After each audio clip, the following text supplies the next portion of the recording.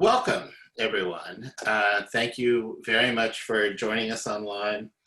This is our first Kavli conversation on science communication of the fall. As always, we are very grateful to the Kavli Foundation for making this possible. My name is Dan Fagan. I'm a professor of journalism at NYU, and I run the Science, Health, and Environmental Reporting program, which has run this series now for 4 years.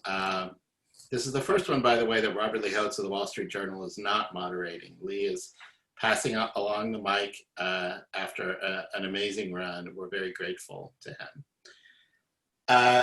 Just a little ground rules here. This is a Zoom webinar that I'm sure by now we're deep enough into the pandemic that a number of you have done this already. There's a question box, and you can type questions into the question box. There's also a chat box on the side, and you can message your questions to us that way.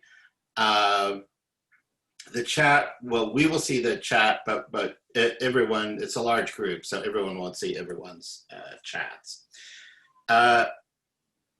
We're going to be doing at least 3 more of these discussions this semester. To find out more about them, you can go to journalism.nyu.edu/KC for Kavli Conversation. And that's also the place where you can watch the many past Kavli conversations that we've hosted. They're all archived there, and you're welcome to see them. Just quick introductions of our speakers. Kashmir Hill, there's Kash. She covers technology for the New York Times. Let's say the dark side of technology for the New York Times. Jillian York is at the Electronic Frontier Foundation, an absolutely wonderful group. She's joining us from Germany. EFF has been fighting this fight, dealing with these issues for a very long time. She's the author of the forthcoming book, Silicon Values, which is both a play on words and an apparent oxymoron. So I'm looking forward to hearing more about that. And our moderator will be Shoshana Wodinsky. There she is. Shoshana is also joined by her cat. Shoshana reports on consumer data and its consequences for Gizmodo, which is also where Kash used to work. And I'm also proud to say that Shoshana is a former student of mine in the Science, Health, and Environmental Reporting program at NYU. And Kash is also a NYU journalism graduate. She studied magazine. So with that, take it away, Shoshana. All right, I just want to, before I kick things off, I just want to make sure y'all can hear me okay, because I have you on my headphones. Perfect. So, like Dan said, we have 2 absolute powerhouses of privacy coverage with us today. Jillian in particular covers kind of the intersection between privacy issues and censorship issues, both here and abroad, in this really kind of powerful way that's really been making an impact on the federal level. And Kash has just been covering privacy issues forever, both at Forbes, at Giz, and at the Times, and it's just an incredible writer all around. There's really no other way to say how honored I am to be in a Zoom room with these people. So I think just to kind of kick things off, because this isn't necessarily a room full of other tech reporters, when you guys are looking for a good story or something really meaty to dig into, what are you looking for? What makes something worth coverage in the privacy or platform space? What I'm usually looking for are people who have been affected by it. So I'm looking for victims because I have found that the privacy stories just have more of an impact if you can see people who have been hurt by something. So, years ago when I was at Gizmodo, I was writing a lot about people you may know, the Facebook feature for suggesting people that you might know in the real world. And I was trying to understand how it works, but I wanted to explain, how it could be damaging for people. And so I found a psychiatrist whose patients were being recommended to each other through people you may know. I found sex workers who are having their identities or real identities outed to their clients through it. So basically, I'm just looking for technologies that have really hurt people through violations of their privacies, as opposed to something that's more conceptual or theoretical. Yeah, I would say the same. And that story that Cash just mentioned was such an impactful story. Like, I still think of that when I talk about security and privacy and how to think about the devices that you're carrying with you every day. I also just wanted to note, because I think it's funny that, Cash, I think you've gotten quite a few like weird late night text messages from me, like, this weird thing happened. Is this something that you need to know? You're usually my go-to on that because you've got such a good eye for it. What would be an example? What's an example of that, Jillian? What kind of weird things? Okay, this one is, I will not out the person who sent it to me, but a friend had been looking at certain sex meetup apps and had found this like treasure trove of them on in the Google Play Store that all seem to have Russian and Chinese origins, and all of them seem to be kind of linked together. And I sent it to Cash and I was like, don't think I'm weird, but look at this, like, isn't it strange? And I don't remember what came out of that, but yeah, that sort of strange thing. And I see a lot of that in the work that I do too. But I guess that what I'm usually looking for is similar, like the affected communities, especially in the content moderation work that I do. I think there's been, a great, really fantastic focus for the past few years from US journalism on issues that affect Americans and Europeans, but a lot of times there's just not a whole lot out there in the reporting on other parts of the world, and not just the global South, not just, India and Brazil, that does get quite a bit of attention these days, fortunately, but the smaller countries. I'm always curious to know, like, what is a person's experience like in a country where there aren't even content moderators who speak that language? And there's quite a few of those, so that sort of thing. Oh, sorry. And there is, and kind of, Jillian, to your point, like, I totally feel kind of sympathy with this idea that you don't really see coverage in places like, for example, like, I write about the Middle East a lot because I used to live there, but it's just like stuff like that. You have not only extreme issues around content moderation, but you also have issues with like federal surveillance, like kind of in a lot of ways, that's kind of similar to what we're seeing here. So why, I mean, this isn't one of the questions that I sent over, but maybe I can ask, what's kind of the importance of looking at tech companies, which are global enterprises? They're massive. They have tendrils all over the world. What's the importance there of covering them like they're global instead of like just looking at Silicon Valley, if that makes sense? I'm happy to jump in, Cash, if you want to think for a sec. Or yeah, okay. Sorry. So I mean, no, it's I fine. had kids enter the room momentarily that I was trying to ignore. Fair enough. We can, yeah.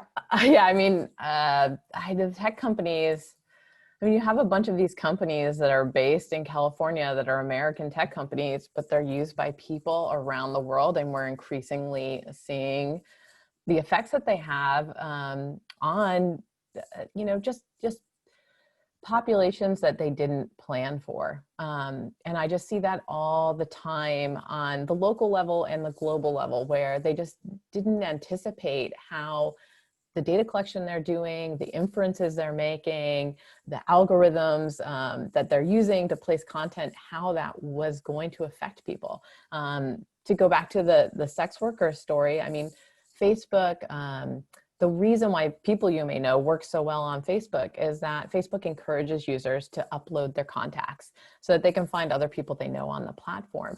And they've gotten some, good percentage of people to do that. So they've built this vast black book of the world and who knows who, according to who's in whose phone. And they just didn't think about the fact that that might make uncomfortable linkages for people, such that, you go to an anonymous meeting with other people, you exchange a phone number, and then that can lead them back to your real name. And so it's just it's a problem that the tech companies aren't aware of the on the ground conditions for a lot of people and how choices they make are going to affect them, because, you know, most of the employees of these companies are based in, you know, a few square miles in one state, in one country in the world. Yeah, I agree with all of that, really. I mean, this is what my book's about, is how these companies started out really just thinking about a certain audience, the people who are going to post, you know, what they had to eat that day, or what vacation, you know, vacation photos of their kids, which, I mean, still there's a lot of issues there, of course, with privacy. But I mean, I think there's a couple things to think about. One is that, you know, Facebook, for example, has more users outside the US than in it by a long shot these days. I didn't look up the stats before the call. And I think now it has more users than China has citizens. So the scale is just unbelievable. It's, you know, beyond what they ever could have imagined. And I think that, you know, this is true with privacy too. So I'll talk a little bit about that, but these companies are often testing things in global South countries that they will then launch elsewhere. So one example of that in the privacy sphere is, you know, biometric, and like, this is not my expertise, but the iris recognition stuff, that was being tested on refugees in Jordanian camps. And nobody was really talking about that. And I went to a conference in Beirut a couple of years ago, and that's what everyone wanted to know about, was like, what do we do? How do we, I mean, to be fair, there's people who are fighting that from that region, but there was just a lot of like, why isn't anyone paying attention? And the same goes for content moderation. I mean, to be frank, I think at this point, a lot of this is digital colonialism. Well, oh, sorry, Dan, did you want to say something? Oh, yeah. I mean, just to sort of step back for a minute, I think that a lot of us who are journalists but don't really have a lot of experience in the tech sphere, we just wouldn't even know where to begin. You know, like Mm-hmm.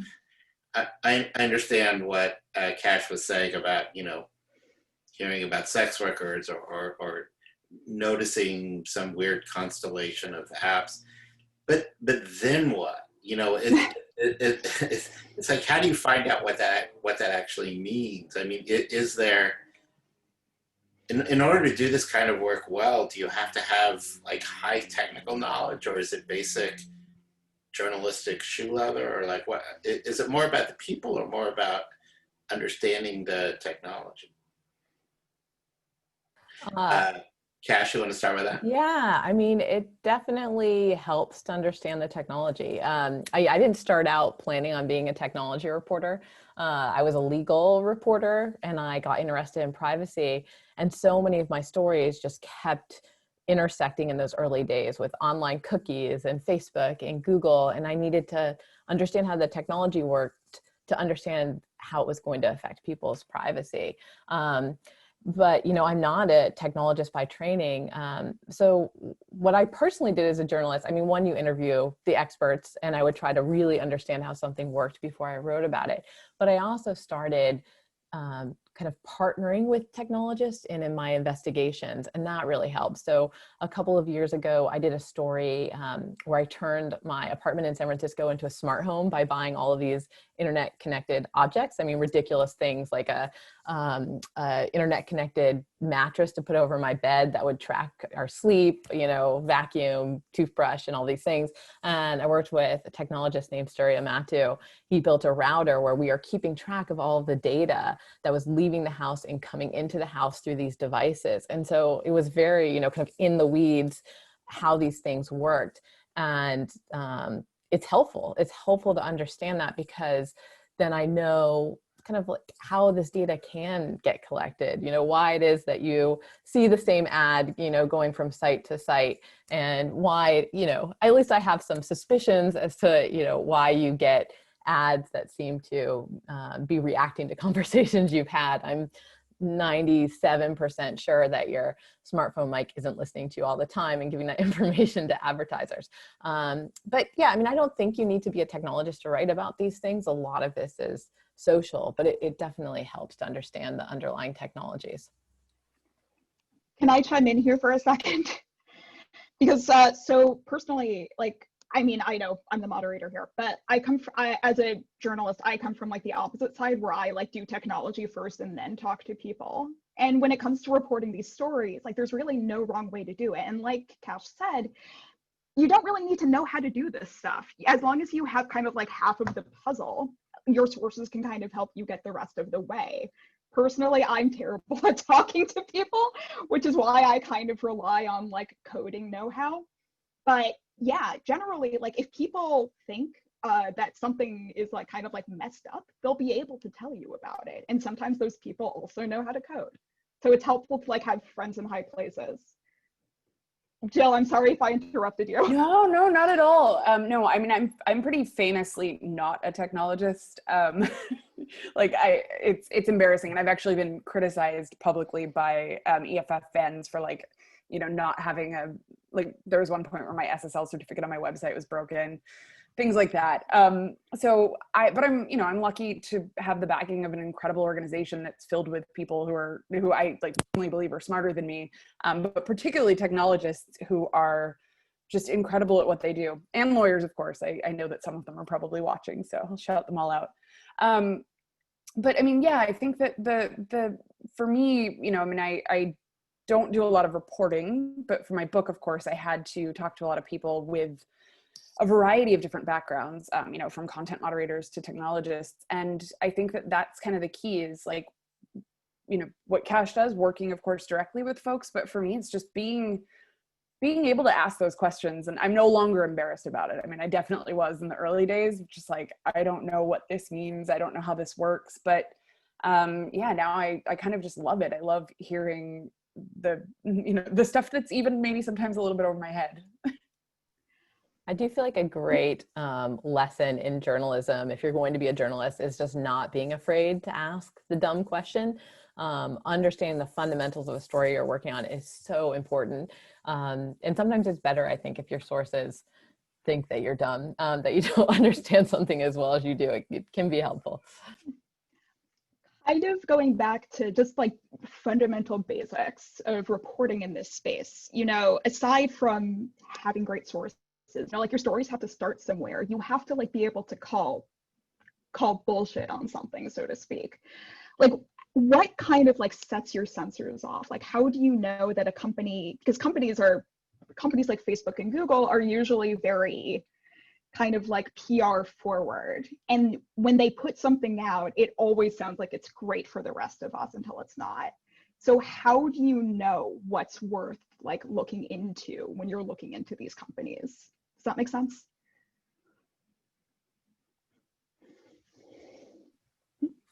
I mean, I feel like it's a you know it when you see it kind of thing. I've certainly, there's kind of like maybe just having written about it for a while, you get kind of a tingle where something feels off or worth looking into. And, you know, sometimes you end up hitting a dead end. Probably the most recent famous example I worked on is in November, a researcher sent me an email about something that had come up in a FOIA about face recognition use by local police. And it was a company called Clearview AI that said that they had scraped the web of a bunch of images and they could identify anybody. And, you know, it sounded kind of far-fetched, but it also, when I saw it, I was like, oh, this is something we've been talking about for years, that at some point, you know, people are going to take advantage of the fact that we've all put these photos of ourselves online and had photos of us put up online, and it will be used to create a universal facial recognition app. And it has basically been, you know, the line everybody was waiting to see crossed, hoped would never be crossed. And so as soon as I heard about that, I thought, oh, this is significant. I need to see if this is real, because sometimes companies market themselves as being able to do things they can't actually do. And when it was a hard investigation, but it panned out and they were actually doing what they said they had done. So yeah, I don't know. I feel like it happens less. Like 10 years ago, technology companies would do things all the time that were just like totally ridiculous, and you couldn't believe that they had actually released a product, like Google Buzz, which is long dead RIP, but like Google was an email company, and they decided they wanted to launch a social network that could compete with Facebook. So they just overnight release Google Buzz, and all of a sudden made as your public contacts in your social network the people that you emailed the most, which was just an outrageous invasion of privacy, taking something that was private and making it public. And I feel like back then it was a little easier to do privacy reporting because just the companies were always doing things like that. And now I do think the companies are a little bit more careful. And so it can kind of sometimes be harder to find stories. I don't know what you think, Jillian, but I think the companies have improved somewhat. Yeah, I mean, I think that they've improved with privacy. I think the policy situation when it comes to like speech in particular is still sometimes just a total mystery. Like, how did you arrive at that conclusion? You know, some companies, so I would say all of the companies, when it comes to, I'm speaking specifically about content moderation and speech policies, they all consult with different groups. Some of them do it a lot better than others, but you know, sometimes the changes really are mysterious, and you think like, wow, who did you talk to, and did you actually think to talk to anyone in another country or even your own staff in another country? So I think that's part of it, but just the how, yeah, I mean, I think you know it when you see it, and then I also, you know, of course, there's the when other people aren't reporting on it, but then I think there's also just this other element of how do I frame this? Just jumping on it, texting a bunch of people and just being like, does this seem like a thing? And I know that that's kind of it's pretty basic, but I feel like I've built up a really good network of people over the years who will tell me if I'm going down some ridiculous rabbit hole and need to go to bed. And since Cash mentioned Google Buzz, I also just wanted to mention Google Wave, which no one remembers. But Yes, we remember Google. Okay, all right, cool. I thought it was awesome, and then it just disappeared. I don't remember if it was really privacy disruptive. Wasn't it kind of like Slack before Slack, essentially? Long before Slack, yeah. Just before we go on a tangent about Slack, I just wanted to mention, you know, Cash mentioned FOIA, and I know, Jillian, you work on kind of the federal side a lot with the stuff that you write about. So, you know, when we're talking about tech reporting, obviously knowing folks with technical know-how helps, but, you know, that kind of goes back to that shoe leather idea of like just real, like going through like court documents or things like that. So, sorry, I'm still kind of out of it from the debate last night. But I think my question for y'all is, aside from kind of technological tools, what are some like good like sources that you can use to call bull on these companies? And maybe Jillian, you're nodding like you know what's up. Sure. Well, you know, it's funny because I actually haven't done a lot of federal work around privacy for years, but I've done a lot of things around things like sanctions and terrorism policy and export controls. And I mean, knowing people who used to work in government is always really helpful. Knowing people who used to work in companies is even more helpful these days. They're a lot more willing to talk than they used to be. I think most people have noticed that. Yeah, I mean, FOIA, I think my most famous FOIA was the one that I think some people remember, where we FOIA'd all the federal agencies to try to find out whether or not they'd used, like we gave them a list of animals and asked them whether they'd used any of those animals for surveillance purposes throughout the past like 30 years, and got a complete like, nope, we're not going to answer that question. So that was fun. But yeah, I mean, I think it really just, for me, it comes down to network building, finding people who've been in those rooms, the room where it happens, so to speak, and yeah, getting them to talk. Yeah, FOIA can be incredibly helpful. It can be incredibly frustrating. I've definitely had the experience where I FOIA'd for something, didn't get it, and then later discovered that it was there in some way, and I just didn't ask in the right way to get it. I agree with Jillian that networks are huge. Just working, you know, establishing a kind of niche, something that you are interested in, and broadcasting that you are interested in, that can be very helpful. And so I have a lot of tips that come into me now where people see something and they'll send it to me. Like Clearview came that way from somebody who knows that I'm very interested in privacy and facial recognition. And so, you know, in the before times when you could go to conferences, I just spent a lot of time talking to people about what they were working on, what they thought was interesting, if there were things that needed to be covered. And then I start diving into court files and stuff usually after I have a sense of what I'm going after.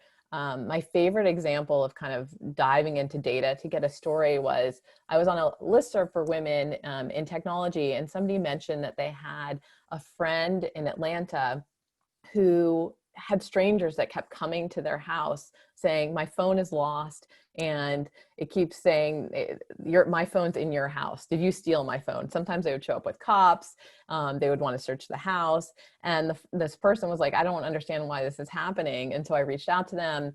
You know, it did this whole story, this investigation. It was very confusing, but eventually it led me to another database from a company called MaxMine, which is an IP mapping database that when you have an IP address, it says where in the world that IP address should be. And I ended up scraping that database and finding that this Atlanta house was not alone. There was another house in Kansas that had 90 million IP addresses attached to it.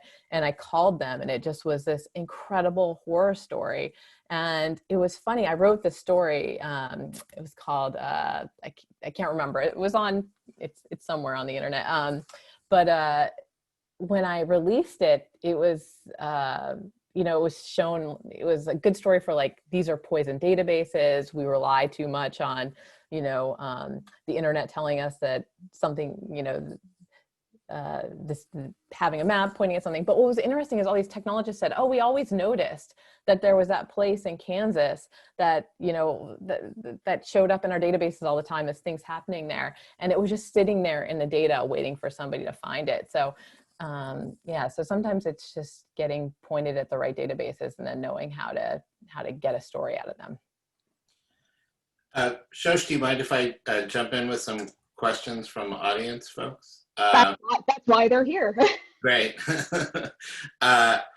Yeah, I'll just add personally on the subject of FOI. I myself have found FOIA to be much more effective as a threat than an actual source of information. In other words, you sort of use that as a lever to say, this is subject to FOI. You know that, right? And sometimes that kind of threat works, as opposed to waiting for 2 years for the documents and then they're redacted or they're just not responsive to the request. Yeah, oh, Shosh, do you want? Sorry, no, sorry. I just want to interject really quickly. I will say I got so frustrated by the whole FOIA process that I just gave up and taught myself to code instead. But like different strokes for different folks. Clearly, it's good if you're in a newsroom where other people are really, really good at that process, because it is really handy, like as a kind of a threat, like you said. So we have a bunch of questions about sort of your personal habits and also what to worry about. In other words, these are reporters that are worried about their own privacy incursions, or rather getting invaded. And they also want to know where stories are. So here's a question from Jonas Stein, who asks, what are the data points that present the biggest risk for privacy violations? Is it phone numbers, email, usernames, passwords? And he also follows up by asking about those single sign-on systems like I use, probably stupidly. And are they themselves more dangerous somehow, and or you know, should we not use them anymore, especially if we're doing investigative work, but work that we should worry about. Cash, you want to go first on that? I would say, I mean, the thing that's hard with privacy is it's hard to predict what is going to be sensitive. So, I mean, this happens with phone numbers, right? Like we kind of hand out our phone numbers pretty indiscriminately. And now it's the case that phone numbers have become the second factor for getting into so many websites. And so if you know someone's phone number and you are able to get a SIM card for that phone number, you can attack them and, break into their accounts. And it's kind of like social security numbers, where it was a system that wasn't designed to be a security system. And so it can be, compromised sometimes a little too easily. I find it so hard with privacy, it's just hard to know how it will be collected and how it'll ultimately be used, because the technology is improving all the time. Putting a lot of photos out there of ourselves seemed like it was fairly innocuous, but now we're going to have companies that will scrape those data, scrape those photos and use those to make it so that we can't walk down the street anonymously. And that's just something that was hard to predict. So it's difficult for me to say what the biggest risk is. I will say, I think that the big technology companies get the most scrutiny for poor privacy practices, but it is actually much smaller companies that you might need to be more worried about, that you've never heard of before. Data brokers that are not household names, that are collecting a lot of information about you, in the background, because they have SDKs in the apps that you're using, or because they're buying it from another source. So we're seeing that with like the location data that's been collected. It's being collected about you by companies that you have never heard of, and they're just sitting in the background of apps you're using. So I hate to be fatalistic, but it is quite hard to protect your privacy, which is why so many experts now are pushing for more, data protection legislation, so that it's protected in the law, as opposed to all of us as individuals trying and failing to protect ourselves. Sorry, I was just like nodding my head because I agree with, and Jillian, I'm sorry to interrupt here, but I have to say this. So Dan didn't mention this, but I covered the data broker space specifically. Like, I cover those kinds of no-name companies. And over the summer, when I was covering the protests that were happening in New York and all over the country, my editor asked me, like, hey, obviously data brokers in the commercial space, the ones that work with like advertisers, usually work with police also. Well, not usually, but sometimes. We've seen it happen before. Would you be able to write up a guide, like showing people how to opt out of data brokering, how to protect themselves if they bring their phone to a protest? And I tried and I tried and I tried. And ultimately, I couldn't find any way to 100% block all of the tracking that's happened on your phone. There's just too much. There's just so much garbage going on in the background. And I'll share the link to that story here. But ultimately, the kind of conclusion that I came to was that if you're really worried about your privacy and you're, for example, going to a protest, going to some sort of public event, what you should do is have like a cheap burner phone. You should always have like a separate device if you can. You can get them for pretty cheap. Again, it's online, but you can get them for pretty cheap on the internet. And now I'm gonna go on. Yeah, so I mean, a lot of important things said here. I mean, I think okay, let me try to get through a few points real quick. So I think the original question was framed around like what the biggest threats are. And I really can't stress enough that it depends on who you are. I mean, we use the term threat model, and I think a lot of people really hate that term because it's intimidating and it sounds, jargony, but you're really looking at like, what are you trying to protect and who are you trying to protect it from? And that's going to be different if you're a protester in New York versus Lebanon, if you're, just a person who uses the internet versus someone who's at risk or from a marginalized community. And I think a couple other things that people have to remember is that there is no 100% protection. Of course, leaving your phone at home, but then you might be at risk of like losing your friends or not being able to call somebody in an emergency. So there's always balances. I agree the burner phone thing is a great idea. But even that's not 100% because in a lot of countries, you have to give your ID to get a SIM card in the first place. The other thing too is like, you're often, I forget how to frame this exactly right, but other people in your network can be the weak link. So even if you're doing a lot of things right, the other folks that you're texting with might not be protecting their devices in the same way. So that's something to think about as well, before you share certain information non-verbally. And then I guess the other thing I wanted to say was the guide that you were talking about. EFF does have some great stuff on this. I can throw the link in the chat. Surveillance self-defense is the project, and it comes, I noticed that there's people from other countries listening. It comes in a lot of different languages, so it's not perfect, nothing is, but I think it's a really great start for learning more about how to protect yourself in various scenarios.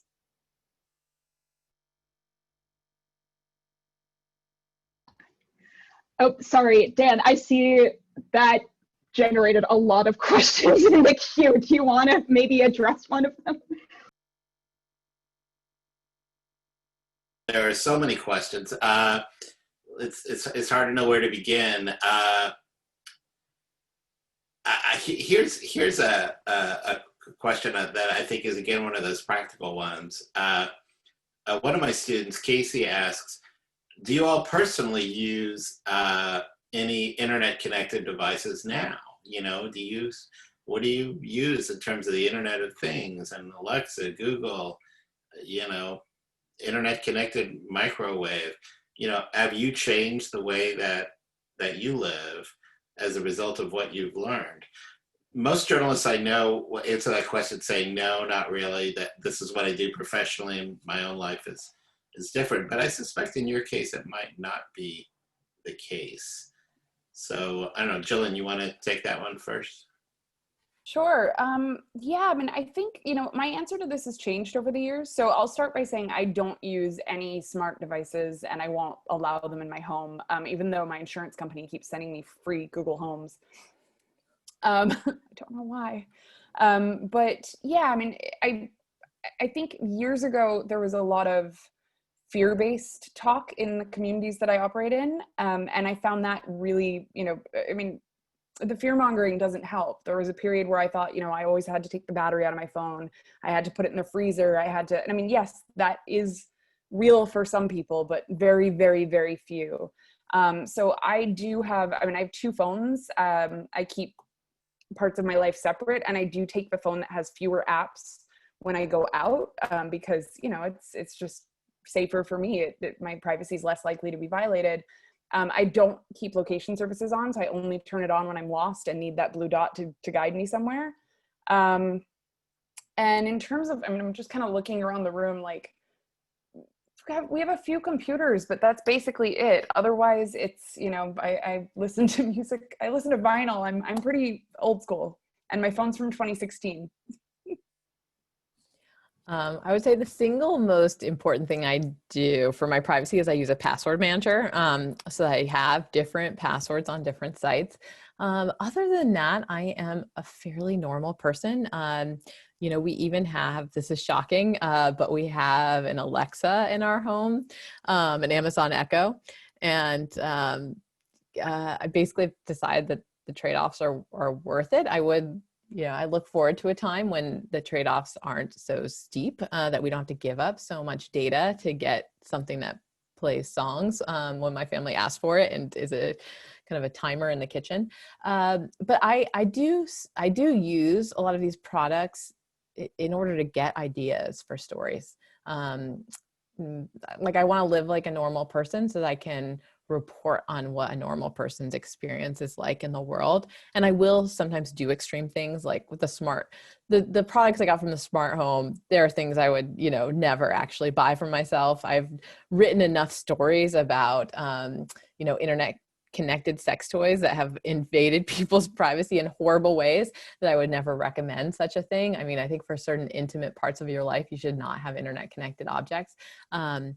But for the most part, yeah, I try. And sometimes I'll do an extreme, kind of an extreme experiment. I did something where I cut the 5 big tech giants out of my life and, you know, started using a Linux-based computer and, you know, a Nokia flip phone.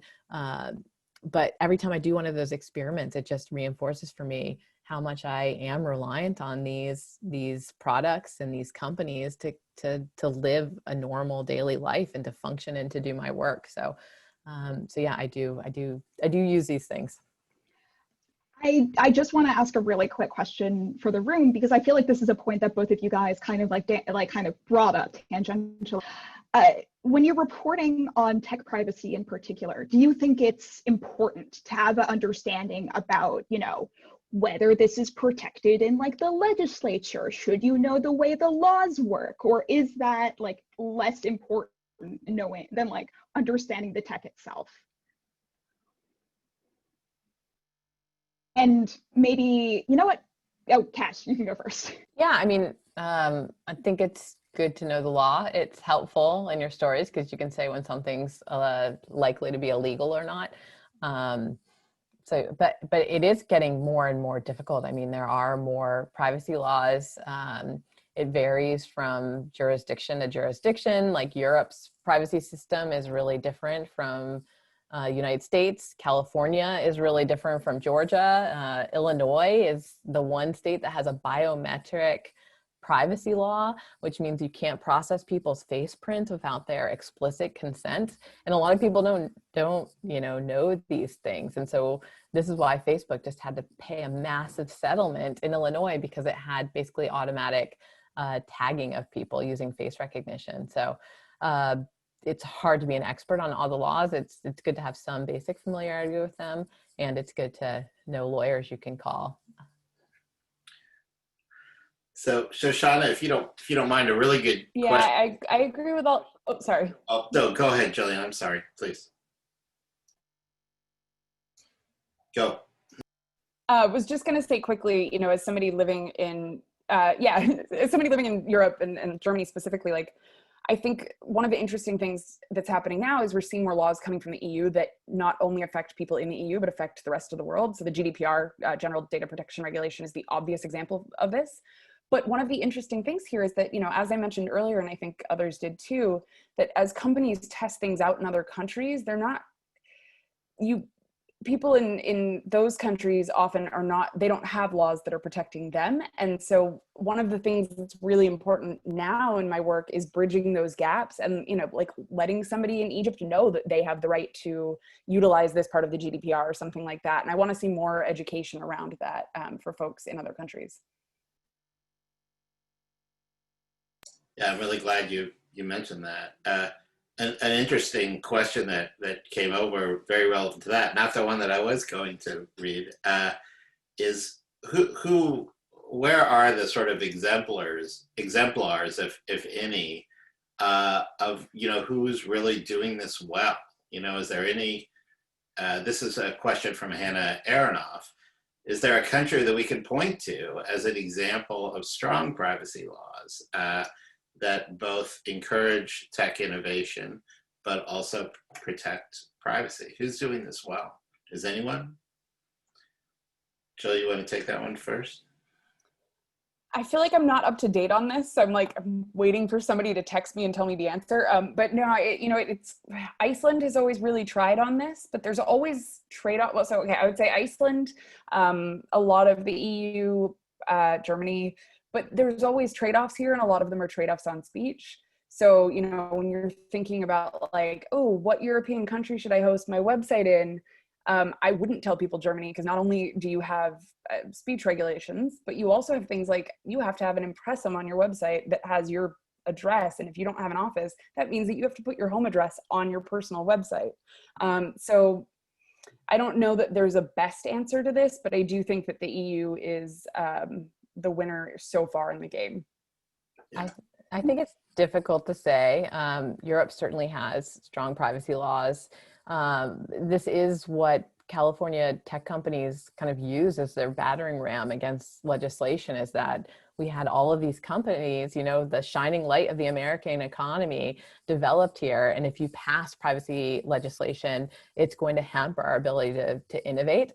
And, we haven't really seen that tested, but that is the claim. And it's, part of what's held back privacy laws from being passed. That's why this new privacy law in California that passed recently is so interesting to see how it affects companies and new companies in that area. I mean, what is happening now is that we are starting to get, I agree with Jillian, there have been kind of trickle down effects from Europe's big privacy law, the GDPR, but we're also starting to see borders, spring up on the internet. Clearview, for example, if you want to go to Clearview AI and get access to what photos they have collected of you and get those photos deleted, you can do that if you live in California or if you live in Europe, because they have privacy laws that give you that right, but you can't in other places. So increasingly, we're just starting to see companies kind of like carve out certain areas, and they do different, they have different rules for people who live in certain places that have stronger laws.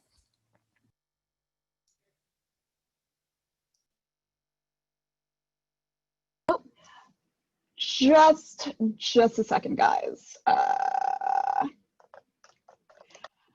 So something that I wanted to mention really quickly, quick self-plug here. So back when the Trump administration in particular was kind of raising red flags about TikTok, the app that everybody loves, and its kind of alleged ties to China and how it was sending data back. When I was kind of looking into that, the thing that kind of struck out to me was that, you know, Cash is absolutely right. There are these kinds of like weird digital borders that kind of unequally favor people that live in different states with different laws, because that's the way the US works. But when it comes to where our data actually goes, data is mostly global, which is why I found that not only was TikTok sending our data abroad, but literally every app that I have on my phone right now was doing the same thing. And unfortunately, that's not a problem for the rest of the world. That's up to our privacy legislation to like catch up. What's really happened is that the rules were kind of written, but the text a little bit too far ahead. So we're actually amending those laws that Cash mentioned earlier right now, and that's hopefully going to happen in November. We have a number of entry-level reporters, early career journalists on this call. And one of them, Nico, one of my students, has a good question I think applies for everyone. And it's relevant to Cash, since Jill stepped out. Oh, Jill's back. And that is, how can a young reporter interested in reporting on tech privacy, but without the sources and contacts at these companies, find stories and break in? It does feel very institutionalized, you know, this beat, especially when it comes to, you know, the big four, big tech companies. Nico says, I'd be intimidated, or it seems like it would be difficult to find information on these companies as a young journalist, as an entry-level journalist. Cash, you have any advice on that? I will say that my strength has never been having sources at companies. And it's in part because of how I report on technology, that I'm reporting more on the users and how it affects their lives. And so I don't do those like TikToks of what happened in a company or how they decide to make this decision. I'm really looking at how their products are affecting people. And so in that way, it's a lot easier to get access. It's paying attention to what people are saying about new products. And, you know, it's hard for me, who's been at this for 10 years, to say like, how do you break in? Because I just, you know, my perspective is going to be flawed on it. I will say that when I broke into it 10 years ago, I tried to find something that other people weren't covering. And so at that time, there weren't a lot of privacy reporters. I started a blog at NYU called The Not So Private Parts, and just started doing all these privacy stories, and no one else was doing it. And so if you can find that thing that people aren't on yet, if you can kind of look to the horizon and see what's going to be a big deal. Privacy wasn't a big deal, I would say, as it is now, 10 years ago. So if you can kind of figure out what that next thing is, and, you know, so ideal, it's something that someone like me isn't paying attention to, and you will find it and you will cover it, and I'll be like, oh man, I wish I'd known about that. But I don't know what it's going to be. Genetic privacy, I think, is so unpredictable. I can't believe how much has changed in terms of DNA and the way that we ourselves are doing kind of consumer genetic testing, the way it's getting used by law enforcement to do familial, you know, criminal searching. I'm not sure what the next big privacy or tech thing will be, but if you can figure out what it is and be covering something that not everyone else is covering, you'll have a much better chance of, you know, breaking stories and getting sources that other people don't even have yet. Yeah, and I have to agree. I'd written, before Cash said it, I wrote, find your niche in big capital letters at the top of the page. And, you know, I mean, I think there's, like, when I started talking about content moderation, I was working at the Berkman Klein Center at Harvard, but as a project manager, and I wasn't, you know, I didn't have a public facing role, but I had a personal blog, and I started writing about some of the weird things that I was seeing happening with content moderation on Facebook. And I mean, I got Facebook's attention with my blog. They started talking to me, everything that I do now. In terms of privacy and some of the specific recommendations there, I mean, I do think that there's a lot of stuff around not just facial recognition, but some of the other things that are being tested, like gait recognition, tattoo recognition. There was a really fascinating story that Netzpolitik.org in Germany broke a couple years ago around a tattoo recognition database. I'm forgetting the details, but I can try to put it in the chat. But again, I would go back to the stuff that's being tested in other countries. I think that, you know, if you want to, like, because I agree, this is a really well saturated field in the US, but if you want to find stories that no one else is reporting on, go and find the privacy violations that US companies are committing elsewhere in the world. And this includes, there's still a lot of stuff that we don't know about the tech companies in the US. And I don't mean like the Facebooks, but more the Clearview's one, but there are some other ones that we don't know as much about, what they're selling to authoritarian governments to surveil their citizens. We had these big stories a few years back around like Finfisher and Hacking Team and these European companies, but you know, I've spent time in the Middle East as well. I've spent time in parts of Southeast Asia and Latin America, and I guarantee you that a lot of the technology being used comes from Europe, and particularly Germany and France, Israel, and the United States. Those are the countries, or companies in those countries are the ones that are committing what I think are those kind of grave privacy violations elsewhere in the world. Yeah. Which is, you know, ironic because we're always quick to assume that it's, you know, Russia or China. And we, you know, sort of give our own, are more likely to give our own technologists a pass on that. Go ahead, Shoshana. I'm sorry that I keep chiming in here, but I just want to say, like, tech journalism in particular, first of all, this is a panel of all women in tech journalism. That's huge. I just want to address that really quickly because, like, the field isn't just really difficult to get into, but it's also dominated by bros in Silicon Valley oftentimes, and it can be really, really hard to make your voice heard. So alongside all of that incredible advice, I just want to say, like, you can, like, some of my earliest stories that I was breaking when I was right out of SHRP was like, I was like downloading an app, sending it to somebody that I knew and just being like, this seems weird, can you look into it for me? And then it was weird. And then I wrote that story, and that was a story that nobody had ever written before. And I was able to do that in like 2 weeks. And I'm just putting it out there for current SHRP students. Send me your apps. I will do it for you free of charge. We need more like young people in this field who don't live in California. Well, Shoshana, while we're on that subject, speaking of you, one of my students, Lily, asks, and I don't know whether you should answer this question because you don't want to scoop yourself, but Lily says, Shoshana, I know you're working on a story about companies listening into our conversations. What are you finding? Do you want to answer that question or not? Cash, did you mention that you're like 97% sure that they're not listening in?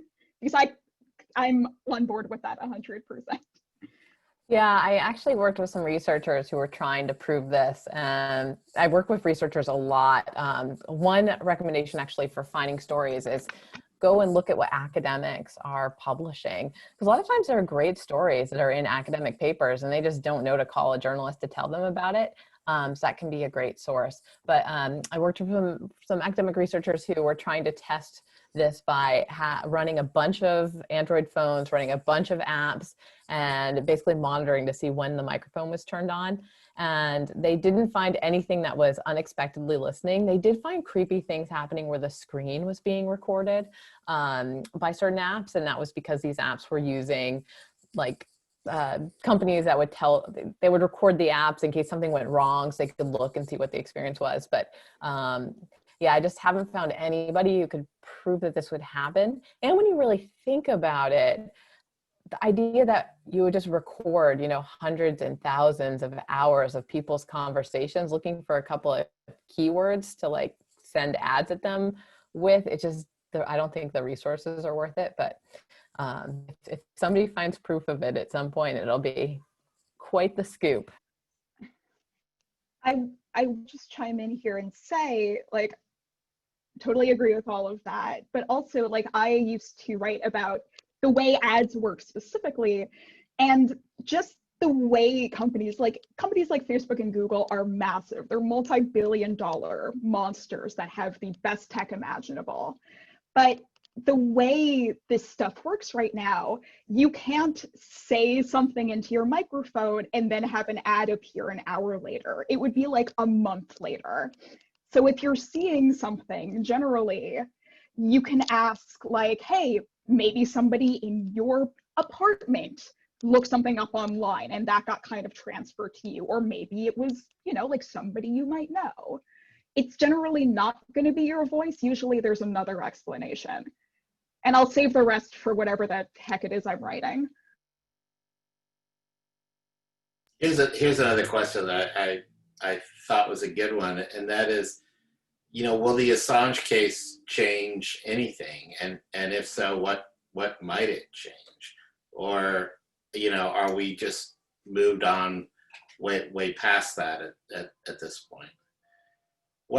And maybe to broaden that question, not just Assange, but what's coming up as sort of a big pressure point that, could change the rules of the game, either in terms of increasing surveillance or creating more protection? Cash, do you want to take that one first? Do you mind? Yeah, I mean, I don't have specific comment on what's going to happen with Julian Assange's prosecution and how it'll affect, what is journalism. I will say, just generally on tech journalism, I mean, I think a lot about how we're doing the journalism that we do and how we track down the sources and how we communicate with them, and the degree to which that could be tracked. I mean, like a lot of times if a tech journalist is doing a story about Google and they're Gmailing with a source. LinkedIn offers, one thing you should know about, it's a very helpful reporting tool. LinkedIn has premium accounts for free for journalists, which make it, very easy to find sources, to send free emails, free messages to people on LinkedIn when you can't find them other ways. But I've always wondered, that means that LinkedIn is gathering all kinds of information about journalists and who they're contacting and what companies they're going to report on. And, that could be very valuable information for them to have. So I just think about when you're reporting on a company, I think about this all the time. If you go to them, from the New York Times building, now no one's there because we're locked down because of the pandemic. But, before, if you're on a New York Times IP address and you go to somebody's website, you now tip them off that you might be looking into them. So I just think about the kind of data trails that I'm leaving behind as I'm reporting out sensitive stories. This comes up a lot with, government sources and, how you're contacting them.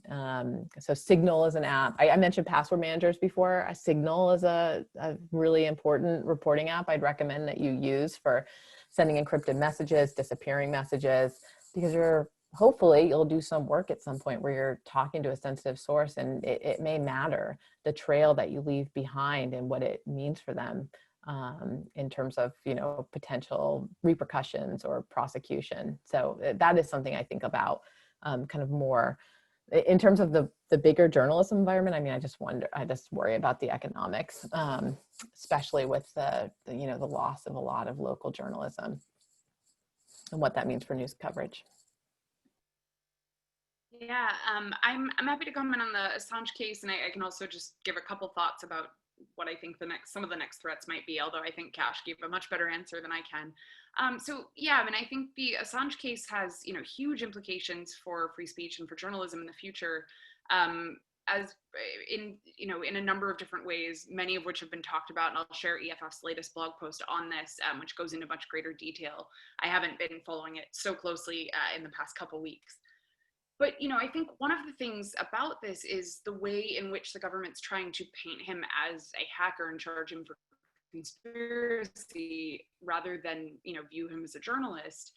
And I mean, again, this has been talked about a lot. I'm not saying new things here, but in my mind, the links that I've been making around this are around how, this particular administration is also trying to do very similar things to political groups, trying to paint them as terrorists, trying to, and this is really scary, and we have to look at these things in the, kind of in the context of the broader picture.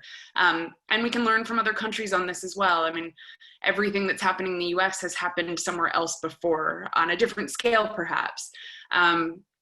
But yeah, so I mean, the prosecution of Assange looks a lot like some of the prosecutions of people in Egypt post-revolution. The misinformation stuff, same thing. The coup there in 2013 probably wouldn't have happened without social media. And so again, like for me, it always goes back to looking to the rest of the world for these stories. And in terms of the next threat, I mean, I don't know what the next big threat is. I do think that one of the things that's worried me a little bit about the pandemic is how I've seen it, affect the mental health of a lot of people, both online and off. I mean, I've been pretty open about this myself, but that leads to carelessness for some people in terms of how they protect their privacy. I mean, I'm seeing a lot more use of apps that don't have the same level of privacy protections as Signal, things like Telegram. I worry a little bit about that. And then the other one is these, and I don't know what they're called, but these kind of like data broker sites that aggregate information. There was one, Spokio, a few years ago that had labeled me as a militant. I wrote about this publicly, but I don't know where they got that idea. I don't know where they got that information. Maybe somebody made a Twitter joke about me being a militant at one point, but that could have serious implications for me. A potential employer looks that up and goes, oh, we can't have this person. And so, even today, this came back around for me because I was trying to find a friend's mother's phone number and came across this other site called, I got the tab open, where is it? Cluster Maps. And that one was really terrifying because it links you to other people who've like lived in your neighborhood or lived in your building or in your apartment. And I was shocked at some of the stuff that I could find about myself. Most of it wasn't true, luckily, but looked up some other people, and yeah, those sites really scare me, and they're getting cheaper and more accessible and better. And I think that has huge implications for things like domestic violence, as well as, a number of other tricky areas. Yeah. And they tout themselves as sort of consumer-friendly, services, Spokio and Cluster Maps. They're they see themselves as somehow beneficial to the consumer, and when the threat they pose is pretty clear. I give a hot scoop to the reporters in the room. This week, European kind of data watchdogs found that Cambridge Analytica, that happened back in 2018 when all of that stuff came out, a lot of the claims that this company was making ended up being kind of either inflated or were just kind of par of the course for the data brokering industry. And Cambridge Analytica was like a massive company. When that came to light, that was like a watershed moment in privacy reporting.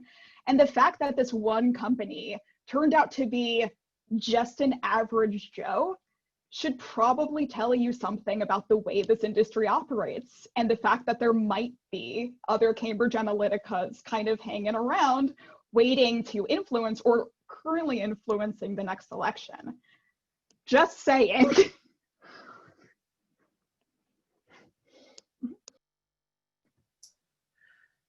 Shoshana, you wanna take it, or should we do more audience questions, or what do you think? Uh, Honestly, I think I'm kind of like scrolling through things right now. Yeah. Uh, I mean, one really big question, if you want to wait, Shoshana, it is yeah, please. uh, this is a question from Benjamin Lyo, who is asking about something that I think is just so timely, and that is this: that as Cash was explaining, she's been in this business for 10 years, and when she started reporting about privacy, when she was just graduating from NYU or still at NYU, the whole tech privacy zone felt very fresh. Now it feels like something we've been writing about forever, and there's a certain kind of exhaustion that sets in, both in terms of the interest and demand for those stories from editors, from publications, and then also maybe more importantly about just individual attitudes, where people just get they normalize incursions on privacy that might have been seen as outrageous just a few years earlier. So are you all seeing that?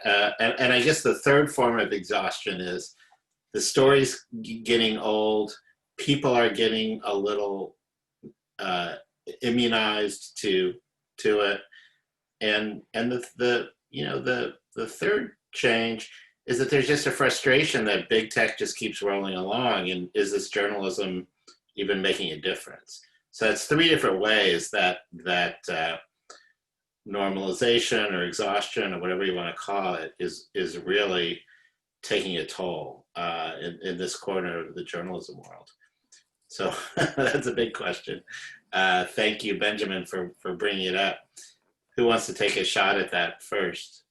Yeah, I mean, I think it's a great question. I do sometimes feel like I could go back to a story I did 5 years ago and just re-report it because the problem still exists. That said, I do think that the pressure has worked. I don't think the big technology companies make the same kind of mistakes that they were making, or I don't know if they were mistakes. I think they were intentional. But I don't think when it comes to privacy, they're doing as outrageous things as they used to. And there have been attempts to give us control over our privacy. There have been some improvements, like when revenge porn first broke, that was a problem with absolutely no solution. And now there are kind of ways to get some of that removed or delisted by Google. When revenge porn first came on the scene, Google said, sorry, we don't touch search results. And now they do something about it. So I've seen small incremental signs of progress. And I do think that at some point, something will happen legislatively. I mean, the GDPR did come into existence in Europe, and that is notable. At some point, the California Consumer Privacy Act passed in California. I mean, these are big things that have happened in the last 10 years. And I think there are probably more privacy laws to come, and they do make a difference.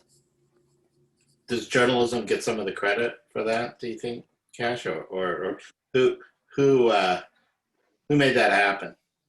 I mean, I see big journalism stories cited all the time by lawmakers in lawsuits. Many lawsuits have come out of privacy investigations and that have led to changes. So yeah, I think journalists, I like to think our journalism matters. It can be frustrating sometimes when you report on a problem and then nothing changes.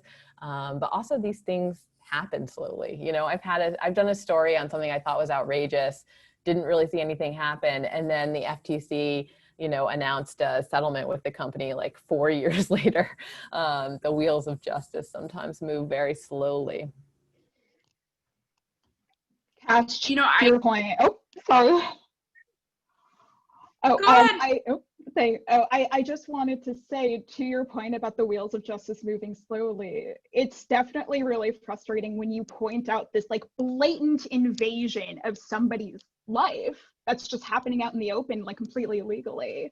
And then you just see lawmakers kind of shrug it off. And I have not been reporting on this for 10 years. I literally graduated from NYU in 2018. But it's in like the 2 years that I've been doing it, I have seen change. You know, if you read core documents about like when these tech companies like Facebook and Google are standing in front of Congress and Congress is reading stuff out, there's citations from journalists in the Times, in the Post, and BuzzFeed, and Quartz, and literally everywhere. People are reading our stuff, and the good thing, perhaps the only good thing about social media, is that politicians love to use it. And if you reach out to them, sometimes they respond.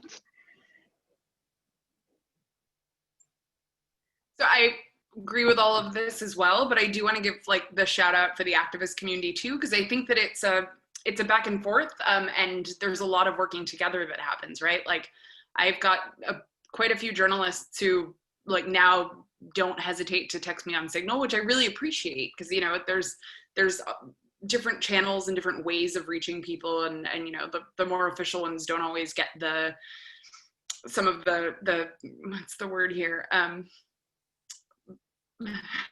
sorry, I'm really blanking on, I think it's just late, it's past midnight here. But the meteor stories, that's what I'm trying to say. But, you know, I also think too, like I've got this one journalist that is a thorn in my side because I never see them quoting the activists who are working in this community. And I think that, you know, it goes both ways. Like, I think that we have to get journalists more in touch with and more in communication with folks, not just in the big US groups, not just the EFF or the ACLU, but this huge global community that is working together every day. And this exists in the privacy sphere and the speech sphere, and, you know, overlap as well. But I think also, like, it's really important to train the activists to learn how to reach out to journalists, and that can be really scary. I mean, I used to never pitch. I used to always wait for them to come to me, you know, either directly or through EFF. And now I realize like a lot of this, it might feel like self-promotion, but it's effective, and it's really important to particularly, you know, be able to to sell the work that you did, to be proud of it. So I just wanted to shout out like one specific EFF project on this. We've done it both in terms of the speech and content moderation space and also privacy, but our Who Has Your Back project has been like, and it's very well reported on, so I think that speaks to that interplay.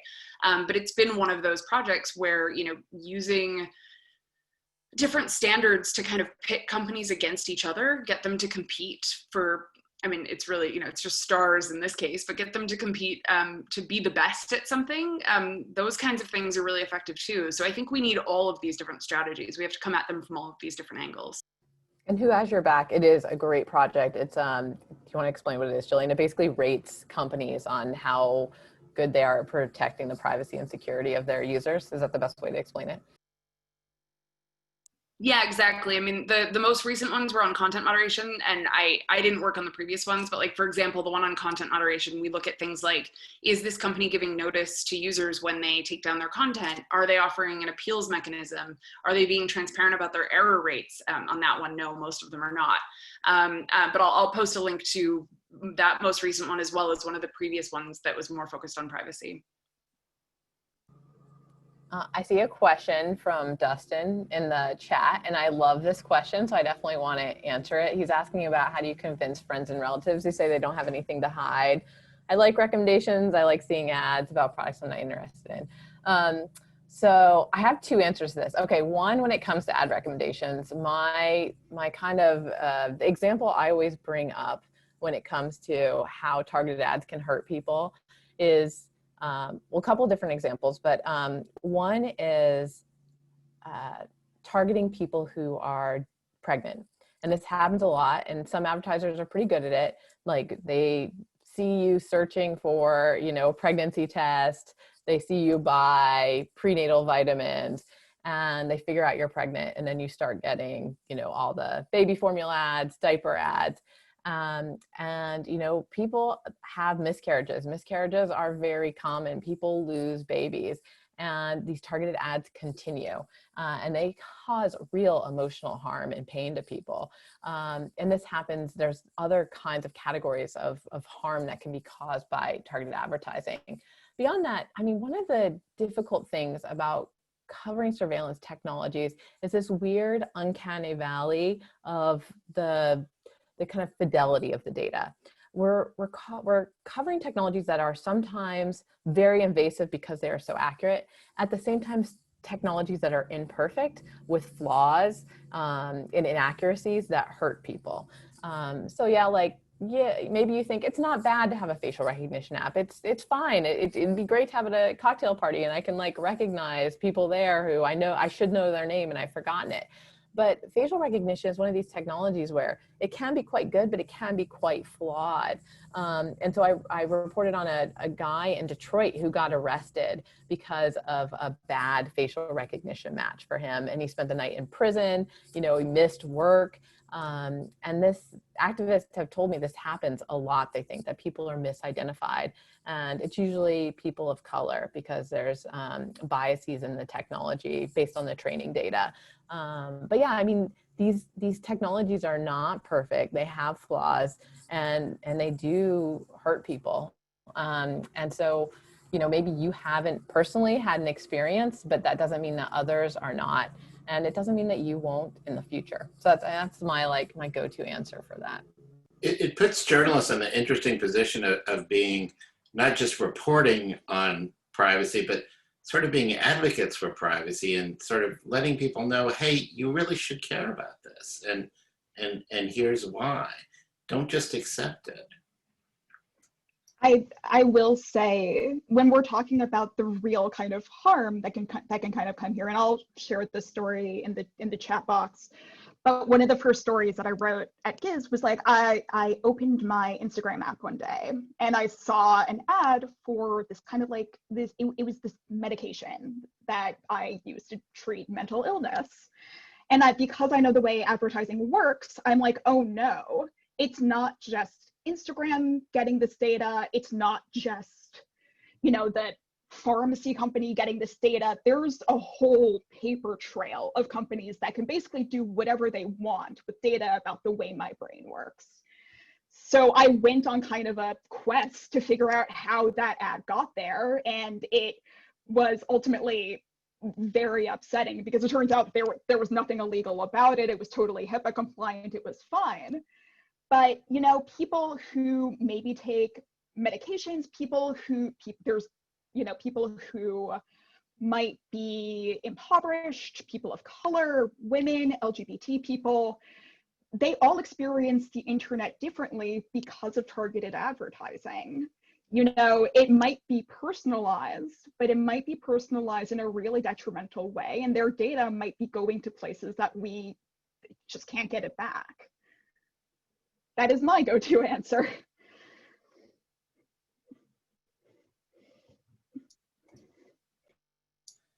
So it seems like we have time for a couple more questions. Shoshana, you wanna take one or Sure, yeah. This is something that I wanted to ask the both of you, like basically since the beginning. Maybe you're familiar with a little documentary called The Social Dilemma that just aired on Netflix. And you know, Jillian, I kept thinking about your point about like talking to the people that have been on the ground doing this work, because that is a documentary that relies on pretty much exclusively white guys from Silicon Valley. I don't think they cited like a single activist in the entire thing. So maybe you can kind of speak about, especially because that documentary blew up the way it did, what does that kind of tell us about the way people perceive like how we should fight back against these companies, if that makes sense? Yeah, no, absolutely. I mean, there's some good stuff in there. I'm not saying people shouldn't watch it, but I found it really frustrating, both in terms of its format, in terms of who it talked to, and in terms of the way that it framed it. I found the addiction framing particularly offensive. I know that that's a popular thing, but for anyone who's dealt with addiction in their families or friend groups, I just, like, no. So I also, like, I did work on a little documentary a couple years ago in a very small capacity called The Cleaners, which I really recommend, that looks at social media from another angle, and that of the content moderators in the Philippines who are doing this job day in, day out, keeping the social media websites clean so that folks in the global north don't have to see horrible stuff. And that's just like, that to me is, one of the more tragic and awful issues. But yes, I mean, I think that, what can I say about this documentary? I mean, I guess I'm kind of frustrated by the binary thinking that happens around a lot of this stuff. I think that we have to look at this through a lens of complexity, that it's not that simple, that quitting Facebook, I mean, as great as that would be, I stay on it both for my work, so I can know what's happening, but also because, I mean, I'll be really frank, I have chronic illness and Facebook is the only place where I can find groups that, it's a rare illness, and it's the only place I can find groups where people share it. It's also the only place where I can keep tabs on events that are happening in my city, unfortunately. Thanks, Berlin. So it's not just as easy as boycott Facebook, and it's not just as simple as, like limit people's screen time. That's not always an option. And again, I think that a lot of this is privilege.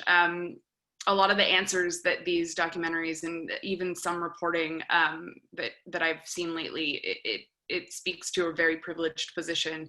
And it's not hard now. I mean, it may have been hard 10 years ago, but it's not hard now to reach people who are doing this work in other countries. And so when reporters don't, I really just kind of wonder why. What are they thinking? What would be some examples, Jillian, of people in groups around the world that you think are not getting the kind of attention that they deserve for the good work that they're doing? Sure. Yeah. I mean, there's so many. I'm gonna like leave some out, but so there's one network that I think is really like burgeoning network, but there's a network called the Next Billions Network that's looking at a lot of different issues around speech and privacy and safety and harm, and they are looking at it holistically. So on social networks, and particularly Facebook, they're the folks who were behind the Dear Facebook, or Dear Mark, I think, letters that came out a couple of years ago around Myanmar and what was happening there. So they've had impact already. There's a number of groups in specific countries. I mean, I think one that I'm close with is SMEX in Lebanon. They're amazing. They've done incredible research on surveillance. They worked with other groups to kind of figure out what, like, some weird stuff that was happening.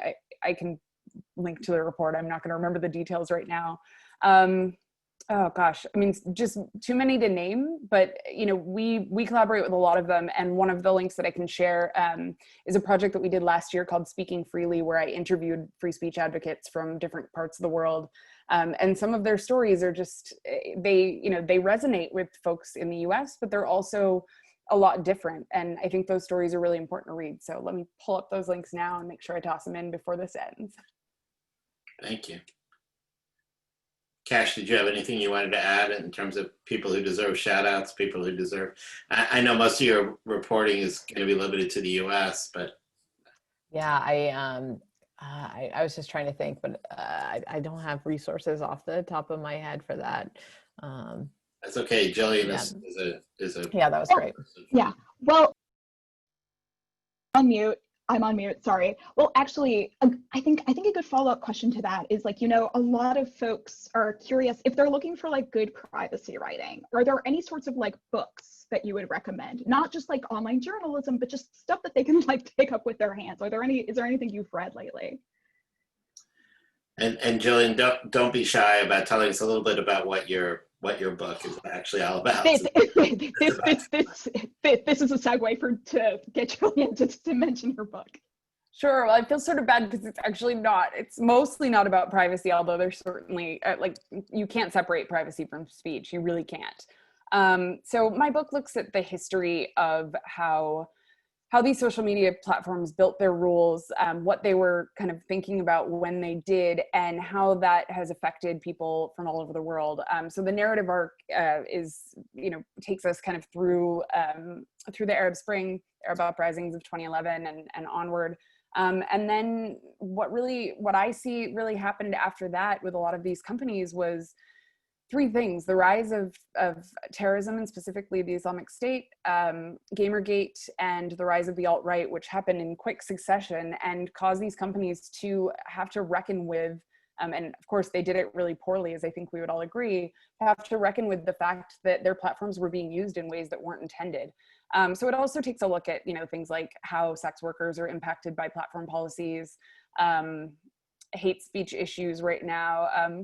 It's all over the place, but I promise it'll make sense. So it'll be out in March. I have to be honest, I mostly read just science fiction and like zombie books. Actually, I would think that would be really helpful, actually.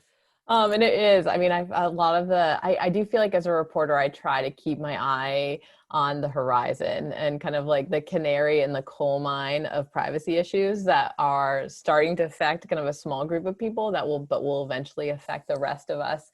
And so I do find science fiction to be like very helpful in terms of thinking out those stories. I mean, my favorite compliment when I do a story is that when somebody's like, "Oh, this reads like a William, Gibson novel," because those are the kind of stories I'm looking for. I mean, there are so many great thinkers around just privacy and data control, and there's good books. Many, I don't even want to start naming them because I don't want to leave anybody out, but I highly recommend reading sci-fi, particularly.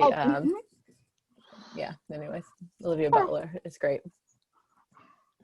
Sorry, I was going to say, yes, sometimes I will say Kash's stories do sometimes read like sci-fi, but it's horrifying and it's real, and that's the best kind of story that there is on this topic.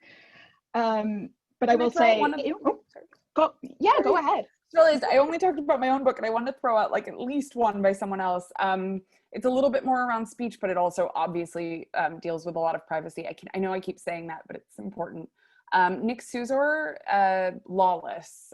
So he's looking at the kind of framing of how these companies operate outside the law. And I think that that's really good entry-level reading for folks, particularly journalists, to understand the framing of these, the framing of how these platforms operate. I will note that he's on the Facebook oversight board. So I want to just like full disclosure, but he's wonderful and wrote this book well before that happened.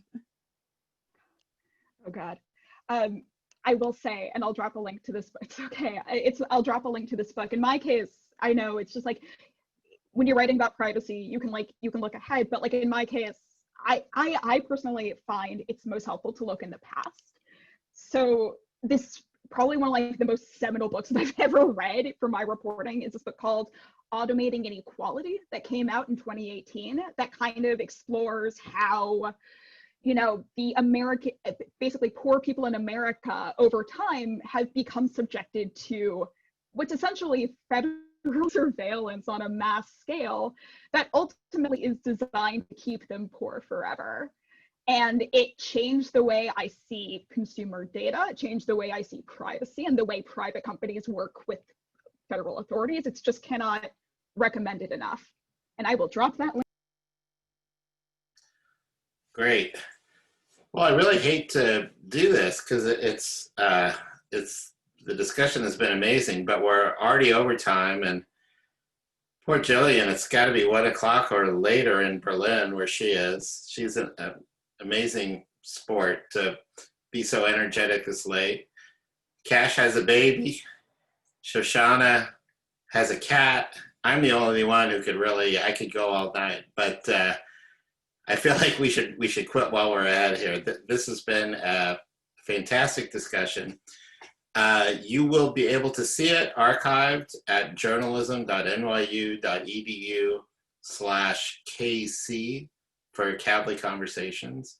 And it'll be up in a few days, I hope, certainly within a week. And you'll also see past events on all kinds of topics related to science, health, environment, and technology. And you'll also see the 3 that we have coming up next.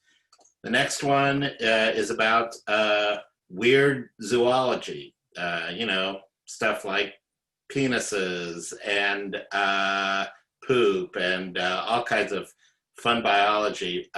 People who write about it with a lot of humor, but also to make some really important points, which is kind of what we did today. So thank you again to all 3 of you. Special thanks to Shoshana for putting this together and moderating, and of course to Kash and to Jillian. Jillian, go to bed, and thank you again very much. With that, I will sign off.